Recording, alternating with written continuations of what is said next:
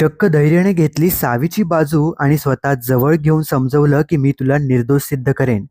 हाय, hello, नमस्कार मंडळी. पुन्हा एकदा तुम्हा सर्वांचं आपल्या लाडक्या यूट्यूब चॅनलमध्ये मी मनापासून स्वागत करतो.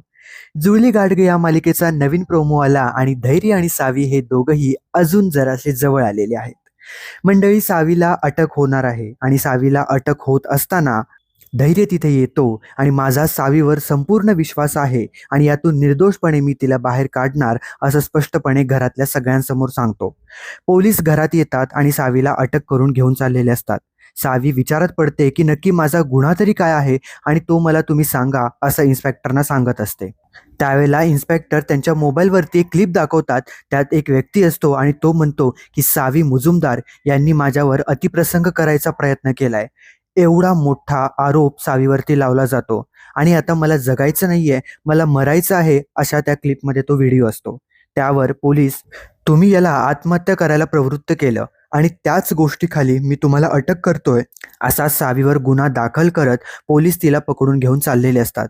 सावीला काय करायचं काहीच समजत नसतं. नीता, अवंती सगळेच टेन्शनमध्ये असतात.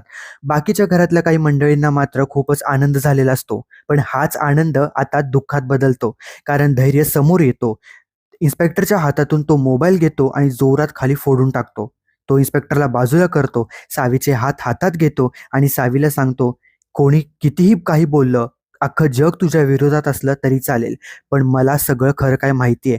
तुम्ही असं कधीच वागणार नाही असं देखील तो सांगतो. आणि त्यावेळेला दामिनीचा चेहरा मात्र बघण्यासारखा असतो, कारण पहिल्यांदाच खूप दिवसांनी धैर्य सावीची बाजू घेतोय, तिला आपलं मानतोय आणि सावीसाठी आता झटायला देखील तो तयार आहे. त्यामुळे तुम्ही कसलीच काळजी करू नका, मी तुम्हाला निर्दोष सिद्ध करेन आणि या सगळ्यातनं बाहेर काढेन, असं तो म्हणत असतो. पण धैर्यवर तेवढा विश्वास ठेवून चालणार नाही, कारण धैर्याच्या मागे अजून एक चेहरा आहे जो खूप वेगळा आहे आणि आपण यापूर्वीही बघितलाय. मंडळी, तुम्हाला हा प्रोमो कसा वाटला हे आम्हाला कमेंट करून नक्की सांगा.